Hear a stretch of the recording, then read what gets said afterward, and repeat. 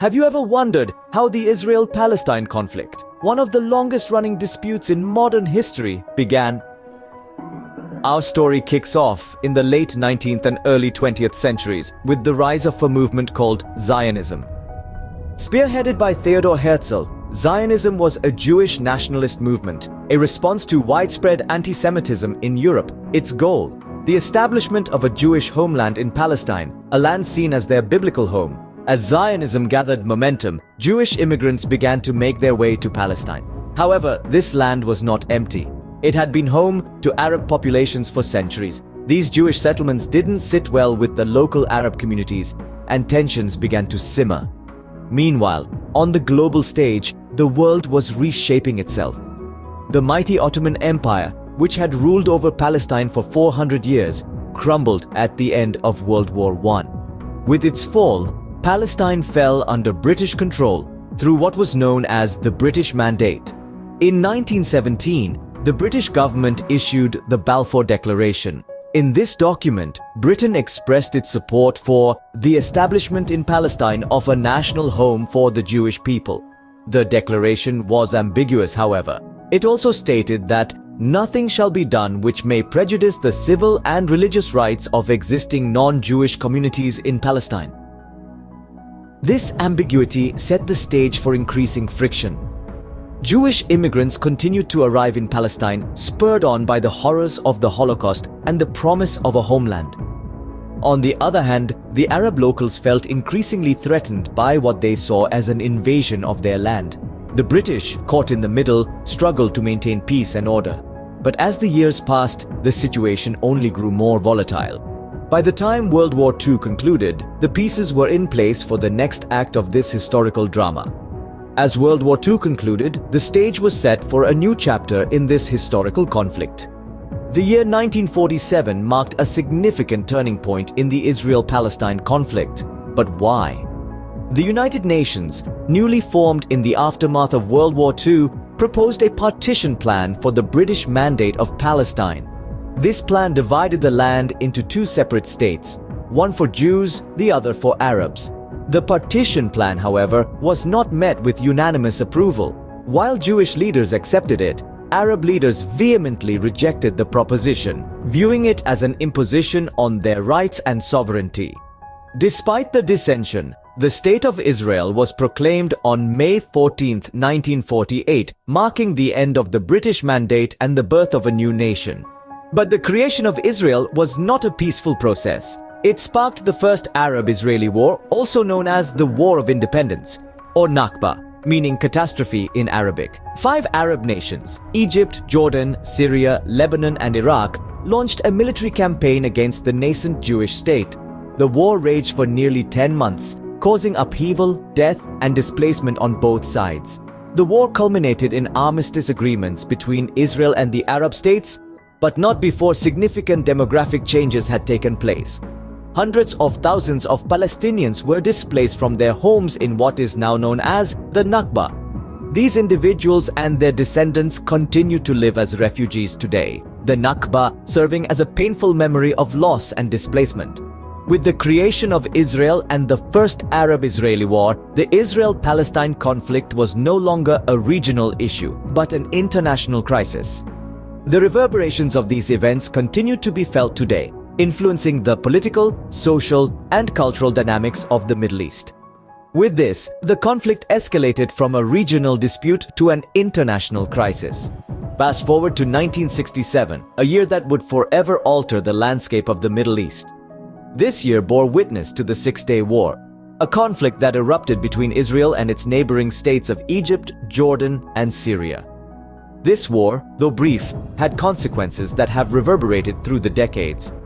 It all began when tensions escalated between Israel and its neighbors, culminating in a preemptive strike by Israel on Egypt's air force. The war was swift, ending in a decisive victory for Israel. In just 6 days, Israel had managed to alter the geopolitical map of the region. The aftermath of the war saw Israel occupying 4 territories: the West Bank, the Gaza Strip, East Jerusalem, and the Golan Heights. This occupation has had profound implications, particularly for the Palestinian people. They found themselves living under Israeli control, their lives dictated by a foreign nation's rules and regulations. But this occupation, rather than quelling the spirit of the Palestinian people, ignited a flame of nationalism.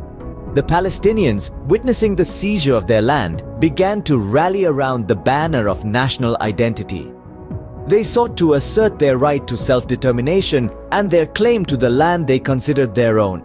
This rise of Palestinian nationalism would become a significant driving force in the Israel-Palestine conflict. It was a powerful testament to the determination of a people to fight for their rights and their homeland. The Six-Day War, despite its brief duration, had a long-lasting impact. It resulted in a significant territorial expansion for Israel, but it also marked the beginning of a prolonged period of conflict and contention. The occupied territories became hotspots for tension, with the Palestinians living under Israeli rule yearning for autonomy and self-determination. The Six-Day War not only reshaped the Middle East, but also set the stage for decades of conflict to come. In the late 20th century, the world watched as the conflict took a violent turn. The tension between Israelis and Palestinians ignited into two significant uprisings, known as the First and Second Intifadas. The First Intifada, which began in 1987, saw a wave of civil disobedience, strikes, boycotts, and largely non-lethal confrontations. The Second Intifada, starting in 2000, proved far more deadly, characterized by suicide bombings and military operations. In the midst of this turmoil, attempts at peace were made. The Oslo Accords, signed in the early 1990s, represented a landmark moment. They established a framework for future negotiations and led to the creation of the Palestinian Authority.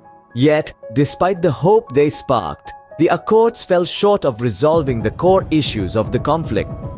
Following the Oslo Accords was the Camp David Summit in 2000, another significant attempt to broker peace. This was a high-stakes meeting between US President Bill Clinton, Israeli Prime Minister Ehud Barak, and Palestinian leader Yasser Arafat. The summit aimed to finalize the issues left open by the Oslo Accords, including the status of Jerusalem, borders, and refugees. Yet, the Camp David Summit ended without an agreement, further exacerbating the tensions that led to the Second Intifada. While these peace processes were underway, the Israeli settlement activity in the West Bank and East Jerusalem continued unabated. This ongoing expansion further complicated the path to peace, deepening the sense of injustice among Palestinians and creating facts on the ground that made a two-state solution increasingly difficult. Despite the peace efforts, the conflict remained unresolved, with both sides locked in a cycle of violence. The failure to reach a comprehensive and lasting peace agreement has left a legacy of mistrust, bitterness, and continued instability. So, where does the Israel-Palestine conflict stand today? It's a complex question with many layers and facets. In recent years, key events have shaped the current landscape of the conflict. The United States' recognition of Jerusalem as the capital of Israel has sparked controversy and heightened tensions. Jerusalem is not just a city. It's a symbol, a sacred ground cherished by Jews, Christians, and Muslims alike. The city's significance cannot be overstated. Meanwhile, the issue of Israeli settlements continues to be a point of contention. These controversial settlements have been met with international criticism, further complicating the prospect of peace. Then, there are the recent flare-ups of violence, sudden and dramatic, serving as stark reminders that this conflict is far from resolved. These clashes have resulted in loss and devastation on both sides, underscoring the urgent need for a peaceful resolution. As we step into 2024, the path to peace remains uncertain, but understanding the history of this conflict could be a key to unlocking a peaceful future.